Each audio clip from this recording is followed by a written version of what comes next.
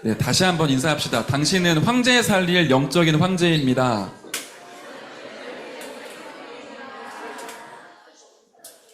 네, 오늘 제목이 하늘의 신령한 복입니다. 일단 제목을 좀 쓸게요. 이 단어가 조금 여러분에게 낯설 수도 있겠는데, 신령한 복 이렇게 얘기를 하니까 산신령 생각도 나고 이게 무슨 뜻이지라는 느낌이 좀 들죠.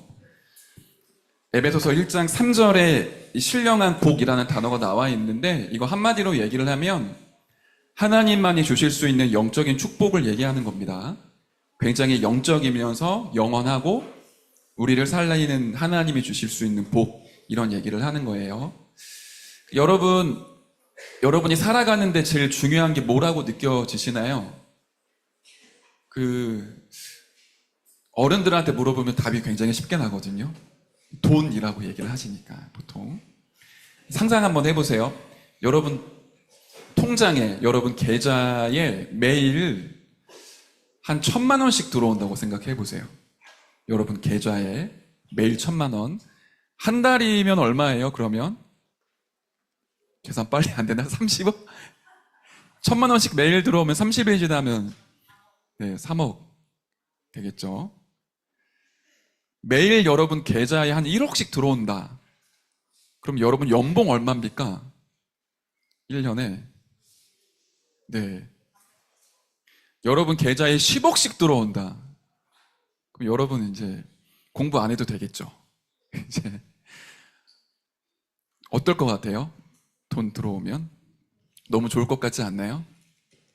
그런데 만약에 그 돈이 내 계좌에 있는 걸 모르면 당장 배고파도 컵라면 하나 사 먹지를 못해요. 들어와도 이게 내게 얼마가 들어와 있는지, 이 돈의 가치는 무엇인지, 이걸 어떻게 쓸 수 있는지 방법을 모르면 계좌에 300억, 3천억이 들어와 있어도 쓸 수 없는 겁니다. 신령한 복을 여러분 그렇게 이해하시면 돼요. 하나님이 내게 세상을 정복하고 다스릴 만한 축복을 이미 주셨는데 그게 뭔지 모르면 영적으로는 거지인 거예요. 제가 여러분에게 별명을 무간의 제왕으로 붙였는데 또 다른 별명으로는 정복자라는 단어를 제가 많이 씁니다. 복음으로 세상을 정복할 축복과 능력이 여러분에게 있는데 그게 뭔지 모르면 쓸 수가 없어요. 그래서 이번 한 주간은 내게 이미 주신 축복, 진짜 이게 세상을 정복할 만한 엄청난 축복인지를 저와 여러분들이 이번 주에 확인하는 거예요. 그러기 위해 서론에 조금 생각해 봐야 될 부분이 있는데요. 요즘에 많은 교회 강단에서 선포되는 메시지들이 그런 게 많아요. 인간관계에서 어떻게 하면 내가 더 좋은 사람이 될 수 있냐? 처세술이라고 하죠. 내 마음이 이렇게 불안하고 힘들 때 내 마음을 어떻게 다스릴 수 있냐? 그 마인드 컨트롤입니다. 교회에서 강단에서 요즘에 사람들의 이제 귀를 즐겁게 해야 되기 때문에 많은 목사님들이나 많은 교회 지도자들이 영적인 얘기보다는 실제 우리의 삶에 가까운 얘기들을 많이 해요. 그러면 도움이 되잖아요. 내가 인간관계 당장 어려운데 교회에서 강단에서 어떻게 하면 인간관계에 승리할 수 있는지 얘기해주면 도움이 되죠. 내가 돈을 벌 능력이 없는데 교회 강단에서 어떻게 하면 경제적으로 윤택하게 살 수 있는지 그런 강의를 해주면 도움이 많이 됩니다. 그런데 제가 여러분에게 전달하고 싶은 부분은 조금 달라요.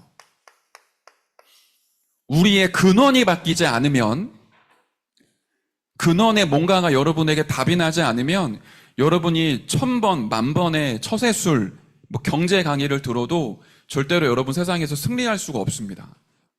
우리의 임마누엘 서울교회 강단은 가장 근원적이고 본질적인 말씀을 선포하는 거예요. 성경으로 돌아가는 겁니다. 왜 그러냐면 이 이유가 있기 때문이에요. 사람은 굉장히 특별해요. 여러분들이 생각하는 행복의 조건은 뭔가요? 또는 세상 사람들이 생각하는 행복의 조건은 뭘까요? 우리 아까 얘기했던 첫 번째, 돈. 두 번째, 건강. 세 번째, 사람과의 사랑. 거의 이런 겁니다. 근데 그게 거의 우리 생활에 통용이 돼요. 여러분 혹시 강아지 키우는 친구 있나요? 있어요? 고양이 키우는 친구 있나요? 여러분 개나 고양이 키워본 친구들은 제 말이 공감이 될 텐데 그 강아지나 고양이들도 우울증 오는 거 알아요? 그 주인이 잘 안 대해주고 이 따뜻한 사랑을 주지 않으면 강아지들도 그 우울증 증세가 있어요. 먹은 거 막 토하거나 아니면 막 굉장히 날카롭게 예민한 성격으로 바뀐다던가. 그러니까 개나 고양이도 뭔가가 있는 거죠. 그래서 강아지나 고양이들은 주인이 따뜻하게 사랑 많이 주고 제때 산책시켜 주고 맛있는 거 자꾸 먹여주면 굉장히 행복해해요. 죽을 때까지 행복해. 그래서 강아지들한테 진짜 따뜻하게 하는 주인은 강아지를 그냥 애 견으로 안 부르고 뭐라고 얘기하죠? 내 새끼. 죽으면 막 엄청 통곡하고 가슴 아파하고 묻어주고 이러잖아요. 네, 그렇습니다. 강아지, 고양이, 모든 존재는 행복의 조건을 갖추어 줄 때 행복해요. 그런데 이상하죠. 이 사람은 그 조건이 있는데 안 행복해요. 다 가지고 내가 하고 싶은 거 전부 다 해서 이루면 너무 좋잖아요. 그런데 그거를 하면 행복한데 그게 영원하지가 않아요. 제가 옛날에 친구들한테 그런 얘기 했더니 되게 좋아하던데, 여러분 아이돌 가수 너무 좋잖아요. 여러분의 남자친구, 여자친구가 그 아이돌 그룹의 그 남자 연예인, 여자 연예인이라고 생각해 보세요. 뭐 하늘 날아갈 것 같죠? 그런데 그게 영원하지가 않아요. 그렇게 사랑해서 결혼하는데 그게 나에게 행복의 근원을 주질 않아요. 왜냐하면 사람은 영혼을 가지고 있는 영적 존재이기 때문에 이 영적 존재는 하나님과 함께하는 영적인 축복을 이루면 뭘 갖다 줘도 행복해지지가 않습니다. 그래서 어른들은 그게 이제 느껴지는 거예요. 그래서 여러분에게 자꾸 그리스도 얘기를 하는 거예요. 왜냐, 다 해봤거든. 돈도 있고 사랑도 있고 인기도 명예도 내가 하고 싶은 거 다 했는데 그것으로는 뭔가 채워지지 않구나. 아, 인간은 영적인 존재구나. 이걸 알기 때문에 여러분에게 자꾸 이런 얘기를 하는 겁니다. 그런데 여러분 확인해 보세요. 진짜 세상 사람들이 다 가지고 다 이루면 정말 행복합니까? 그거 확인해 보셔야 돼요. 그러면 왜 행복하지 않죠? 이유는 이것 때문이에요. 영적인 존재인 인간이 영적인 축복을 잃어버렸어요. 그걸 보고 근본 문제라고 얘기를 하죠. 하나님을 떠나서 영원한 저주와 재앙 가운데 빠지게 됐습니다. 그런데 그게 육신적으로는 보이지 않고 느껴지지 않아요. 그냥 영적으로 우리가 죽어있는 상태인 거라. 그런 인간을 하나님이 구원하시기 위해 해답을 주셨죠. 해결책을 주신 겁니다. 그 해답이 그리스도잖아요. 그래서 그리스도는 하나님을 만나 영적인 축복을 회복할 수 있는 유일한 길입니다.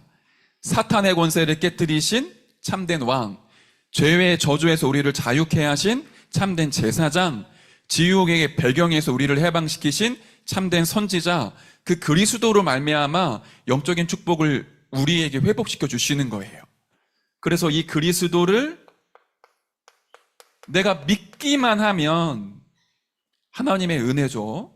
다른 거 하지 않는데 그리스도를 내 인생의 구원자로 진짜 믿으면 우리는 구원받게 되고 하나님의 자녀가 돼요. 그때 우리에게 이 영적인 축복이 회복되는 거예요.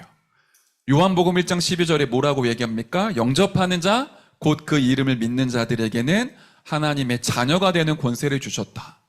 그리스도를 믿기만 하면 하나님의 자녀가 돼요. 요한복음 5장 24절에는 예수님이 하신 말씀이에요. 내가 너희에게 진실로 진실로 이르노니 내 말을 믿고 또 나 보내신 이를 믿는 자는 영생을 얻었고 심판에 이르지 아니하나니 사망에서 생명으로 옮겼느니라. 그게 우리의 신분이고 축복이에요. 이번 한 주간 우리가 이거 찾아내야 돼요. 나에게 와 있는 영적인 축복이 뭐냐? 나는 예수님을 그리스도로 영접해서 하나님의 자녀가 됐는데 내게 와 있는 영적인 축복, 신령한 복이 진짜 뭐냐? 그것부터 우리가 이번 주에 찾아내야 됩니다. 자, 그 부분을 가지고 우리 말씀을 확인하도록 할 텐데, 사람은 영적 존재이기 때문에 영적인 축복이 먼저 회복되면 나머지 것들이 살아나요. 이것도 여러분이 진짜 한번 실험해 보셔야 돼요. 내가 다른 거 하지 않고 예배 속에서 집중하고 복음 누리는데 내 영혼이 살아나면 내게 지혜, 내 마음의 평안함, 내 육신의 건강이 찾아오는지 여러분이 한번 실험해 보세요. 근데 거의 얼마 가지 않아 진짜 응답 올 겁니다. 신령한 복은 영적인 축복이고 영적인 축복이 우리에게 임하면 모든 것들이 살아나고 회복이 돼요. 그래서 바울은 오늘 성경 본문에 보면 찬송하리로다 이렇게 얘기를 하거든요. 우리가 이것부터 먼저 확인해 봐야 됩니다. 찬양의 이유, 찬송의 이유.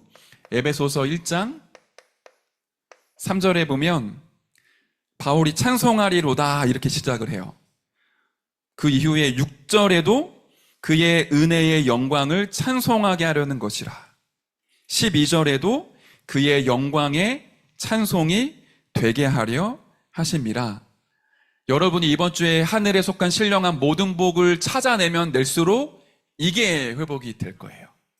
하늘에 속한 모든 신령한 복, 하나님 자녀가 누려야 될 축복이 무엇인지 확인되면 확인될수록 우리에게 찬양이 회복이 됩니다.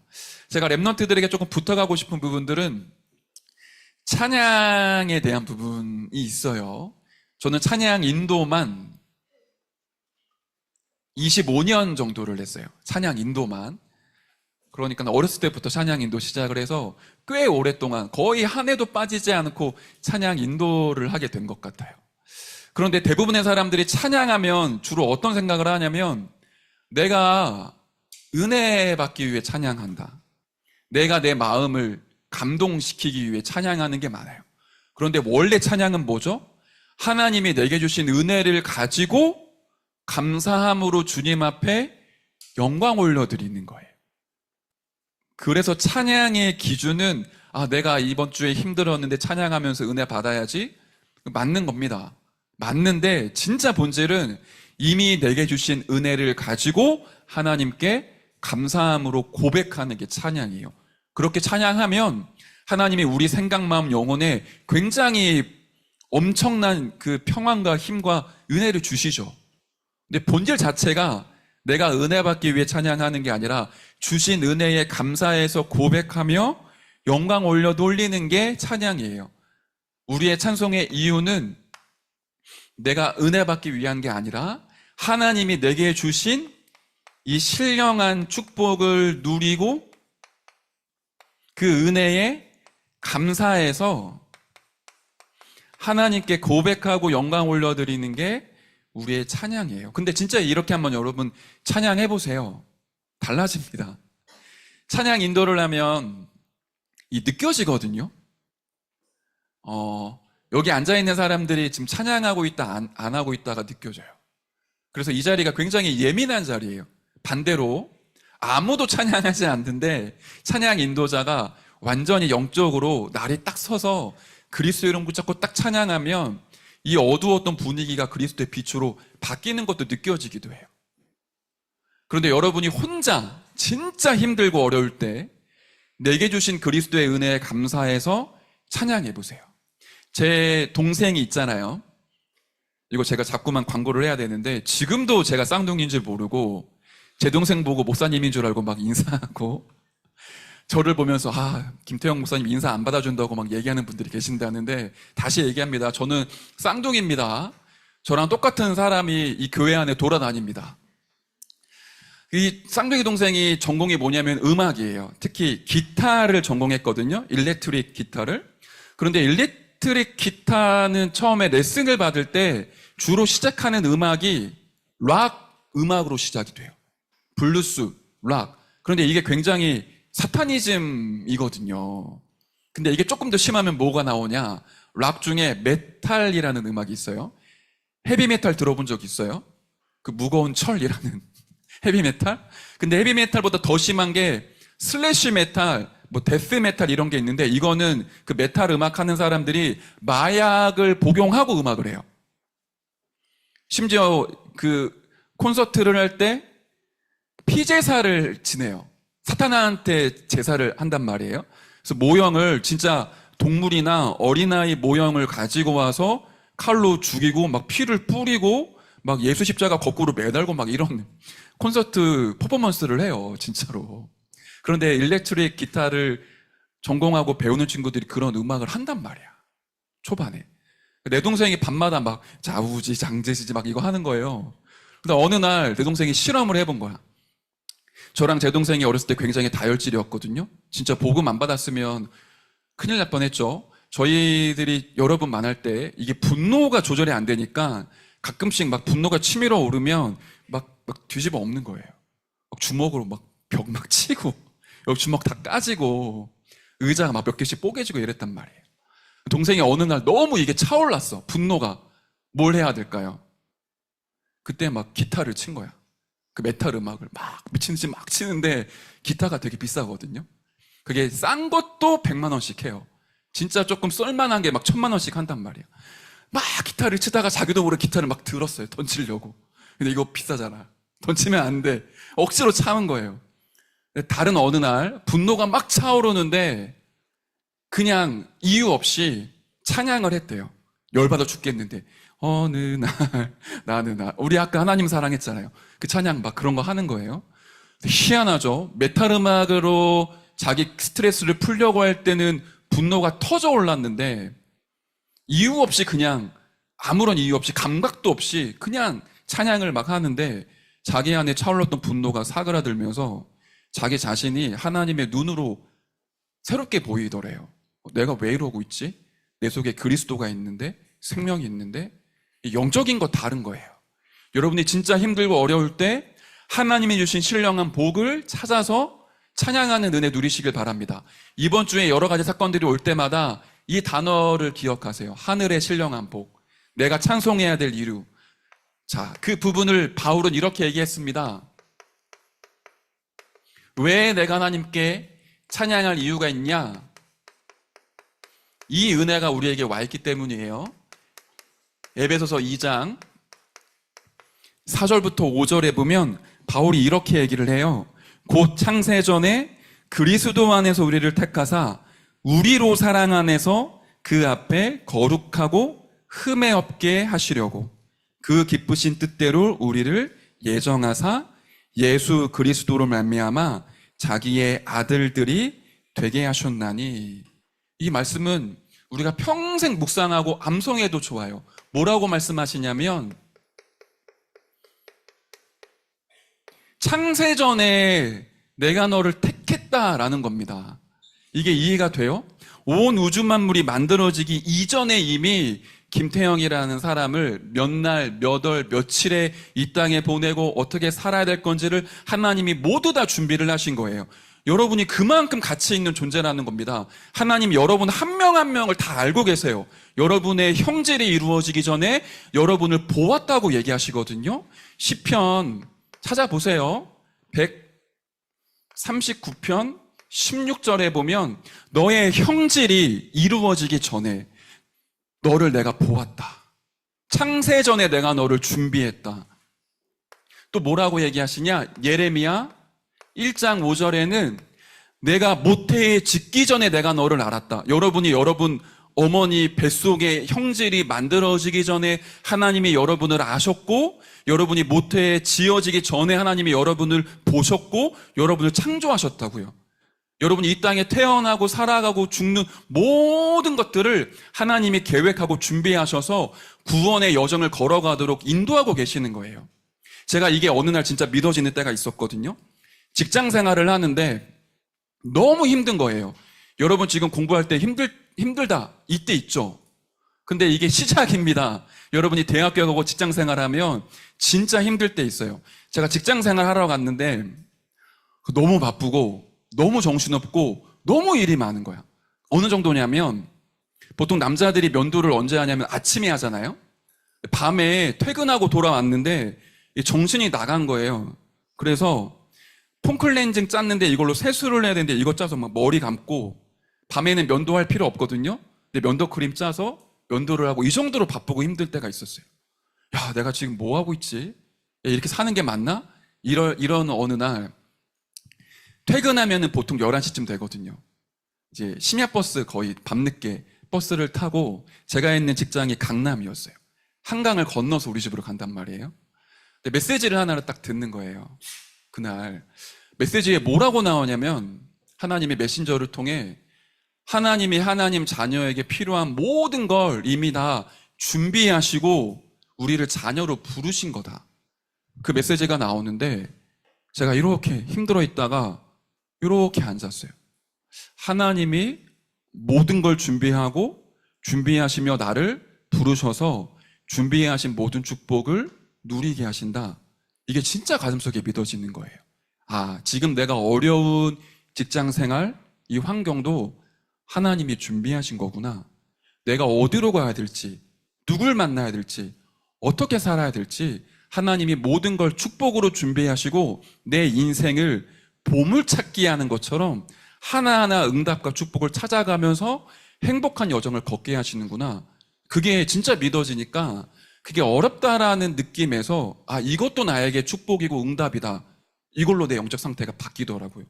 여러분, 진짜 하나님이 여러분을 창세전에 준비하셔서 부르신 겁니다. 제가 아기를 키워보니까 그게 이해가 돼요.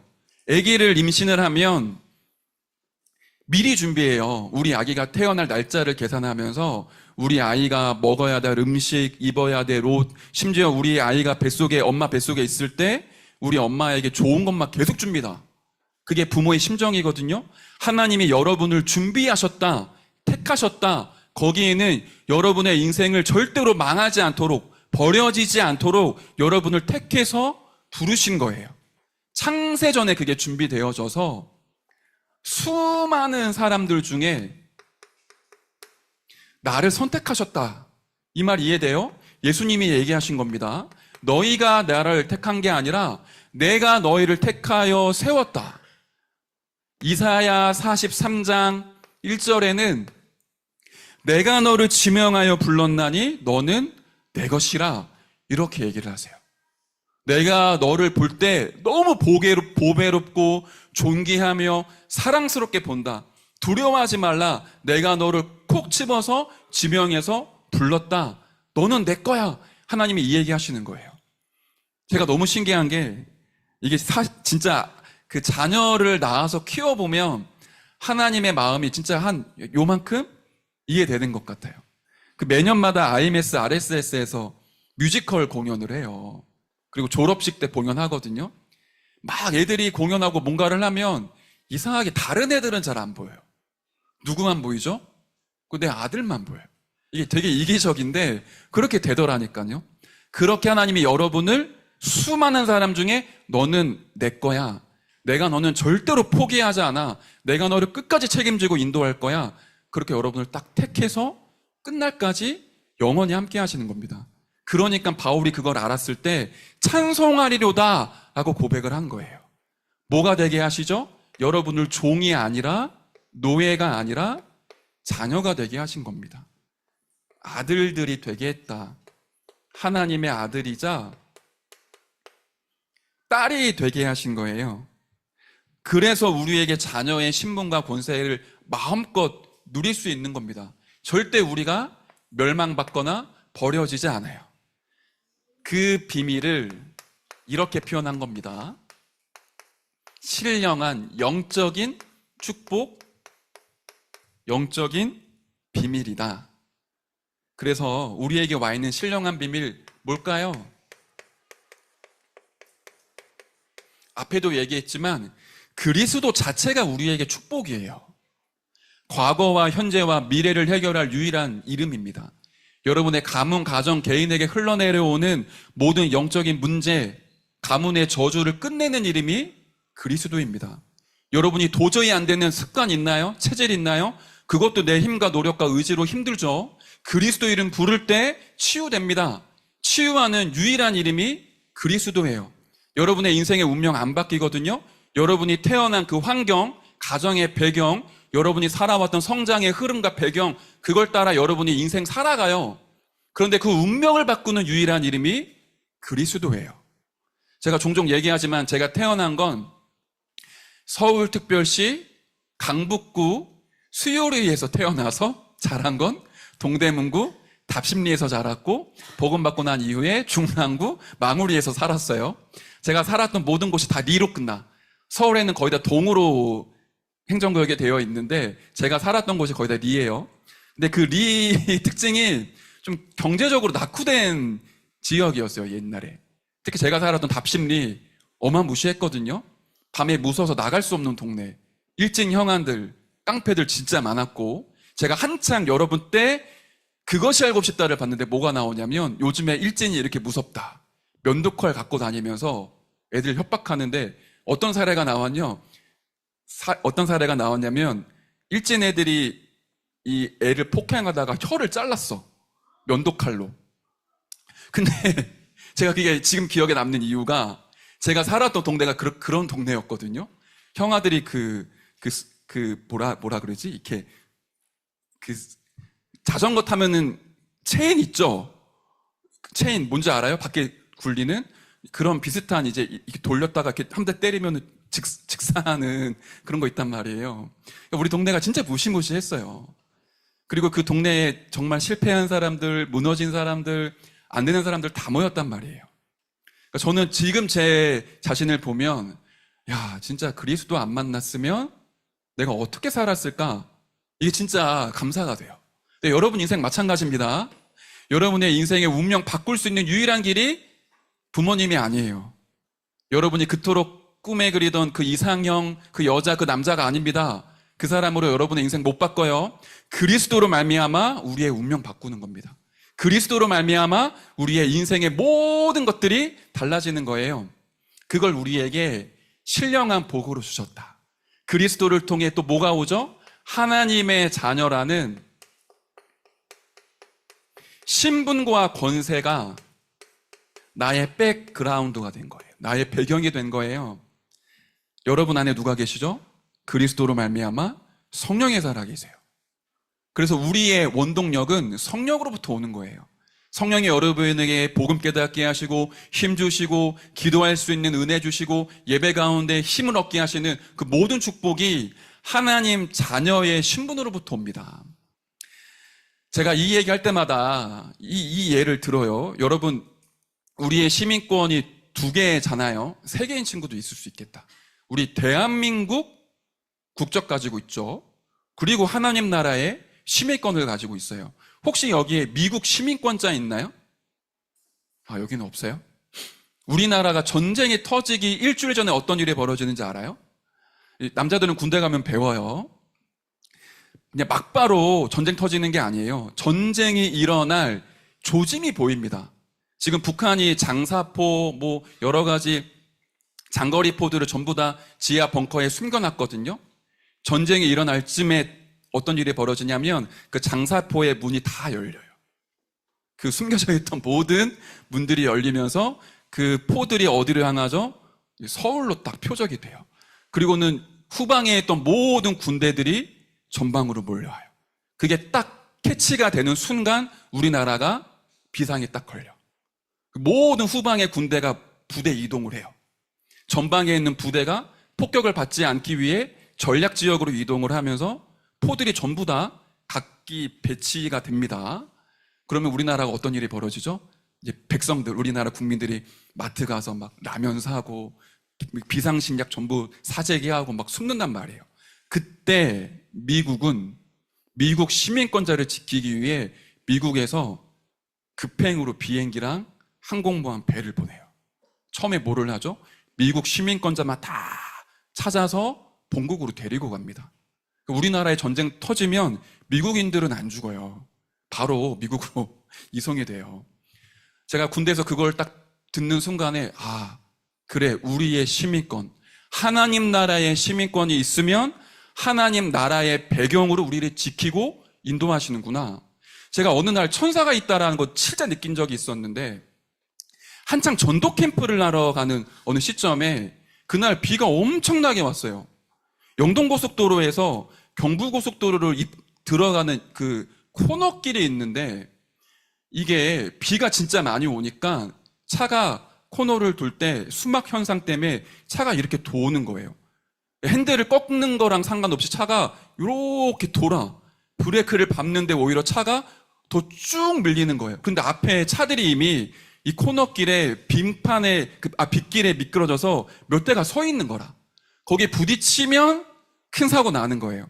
순간 룸밀러를 봤더니 뒤에 차들이 전부 다 돌아. 어떻게 해야 돼요? 찾을 게 아무것도 없어요. 생각도 안 나. 하나님 딱 부르는데 내 차가 진짜 그 가드레일과 차들 딱 중간에 멈췄어요. 그리고는 순간적으로 딱 회피를 해서 내가 쭉 빠져나오는데 뒤에 차들이 쾅쾅 박는 거야. 제가 그걸 보면서 순간적으로 막 등골이 서늘한데, 아, 하나님이 전도하는 전도자를 천사를 보내서 지키시는구나. 제가 그거를 육신적으로 느꼈던 체험이 있거든요. 여러분 진짜 중요한 시간에 하나님이 여러분에게 주의 천군 천사를 파송하셔서 여러분 지키십니다. 여러분이 혹시 사단의 권세가 여러분의 가정과 개인을 무너뜨리려고 하면 여러분 속에 계신 성령이 여러분을 지키신다고요. 여러분이 예수 이름으로 기도할 때 흑암의 권세가 진짜로 무너져요. 그게 자녀의 신분과 권세입니다. 이거 가지고 있는데 안 누리니까 영적인 거지가 되는 거예요. 이게 여러분 100억 버는 것보다 훨씬 더 위대합니다. 왜냐? 렘넌트 7명이 이걸 가지고 승리를 했어요. 그래서 그걸 우리가 뭐라고 부르냐면 보좌의 능력. 우리의 원동력은 이거예요. 내가 내 힘을 짜내서 살아가는 게 아니라 하나님이 보좌의 능력으로 내게 역사하셔서 끊이지 않는 계속 위에서부터 공급되는 힘이 있다고요. 렘넌트 7명이 본인들이 인격과 성품이 훌륭해서 승리한 게 아니라 이 능력으로 왕 앞에 선 겁니다. 무관의 제왕, 영적 황제가 전부 다 이 축복 가지고 누리면서 승리한 거예요. 요셉이 착해서 형들을 용서하고 노예생활하는데 열심히 보디발의 아내 살리고 그랬나요? 아닙니다. 보좌의 능력이 우리에게 원동력이에요. 하나님이 주신 하늘에 속한 모든 신령한 복이 우리에게 원동력이 되는 거예요. 그 영적 축복을 가지고 있으면 어디에 있든지 누구를 만나든지 어떤 상황 속에 있어도 승리해요. 이건 여러분이 하나님의 자녀니까 승리하십시오. 그 얘기랑 다른 거예요. 내가 승리를 해야지. 그래서 승리하는 게 아니라 내 신분과 권세와 내게 있는 그리스도의 이름, 그 그리스도로부터 오는 보좌의 능력을 가지고 있으면 어떤 상황 속에 있어도 승리할 수 있는 하나님의 인도를 받아요. 어떤 문제가 와도 그 문제를 발판 삼아 넘어갈 수 있는 하나님의 은혜가 내게 임한다고요. 이게 이미 우리에게 들어와 있어요. 그리스도를 영접한 순간 그리스도로 말미암아 우리에게 모두 다 회복이 된 겁니다. 그래서 하나님의 자녀는 절대로 망하지 않아요. 하나님이 책임지십니다. 자, 그러면 이번 주에 뭘 해야 되느냐? 이 하늘에 속한 모든 신령한 복을 찾아내시고 누리시길 바래요. 이게 우리의 미션입니다. 모든 삶입니다. 여러분 좋은 일이 있을 때도 안 좋은 일이 있을 때도 문제나 갈등이 오거나 내가 원하는 일이 잘 벌어질 때도 하늘에 속한 모든 신령한 복이 무엇인지를 질문해 보세요. 내일 우리 축구대회 하거든요. 777 축구대회 축구단 14명, 응원단 15명, 뭐 부모님 선생님들까지 합치면 한 40여 명 정도 가는데 축구대회 가는 친구들 여기 있죠. 여러분 축구하면서도 이걸 기억하세요. 막 뛰면서도 하늘에 속한 신령한 복 지금 나에게 허락해 주십시오. 우승을 하냐 안 하냐 그게 중요한 게 아니라 그 속에서도 하나님이 주시는 은혜를 누려야 됩니다. 자, 돌아오는 주 토요일에는 렘넌트 데이가 있습니다. 우리 토요일 날 함께 모여서 은혜 받고 우리 중직자분들 집에 가서 미션홈 하면서 하루를 지내게 될 텐데 그때도 이거 기억하세요. 하나님이 내게 주신 하늘에 속한 신령한 복, 이거 찾아야겠다. 이번 한 주간 여러분 학교 가시죠? 친구들과의 만남, 또 학교의 수업, 여러분들 모든 공부 그때마다 하나님이 내게 주신 이 신령한 복이 무엇인지 이거를 찾아내고 누리는 한 주가 되시길 바라요. 그래서 다시 얘기합니다. 아침에, 낮에, 그리고 밤에 세 번은 꼭 집중하는 거예요. 아침에 일어나면 그리스도의 삼중직 누리는 기도와 7망대, 7여정, 7이정표 누리는 기도로, 낮에는 끊임없이 하나님과 대화해 보세요. 하나님이 주신 응답을 확인하는 시간입니다. 밤에는 이 구원의 길, 복음을 내 것으로 만드는 묵상으로 여러분 인도받으시길 바라요. 이번 한 주간 하늘에 속한 모든 신령한 복 찾아 누리고 회복하는 중등부 여러분 되시길 바랍니다. 제가 기도하고 말씀 마치겠습니다. 하나님의 은혜를 감사드립니다. 우리가 하나님을 택한 것이 아니라 주님이 우리를 택하셔서 하늘에 속한 모든 신령한 복을 주시며 세상에서 승리하며 세상을 복음화하는 무관의 재앙으로 인도하심에 진심으로 감사를 드립니다. 이 축복을 찾아 누리는 모든 중등부 렘넌트들 되도록 하나님의 역사에 주옵소서. 살아계신 예수 그리스도의 이름으로 기도드립니다. 아멘.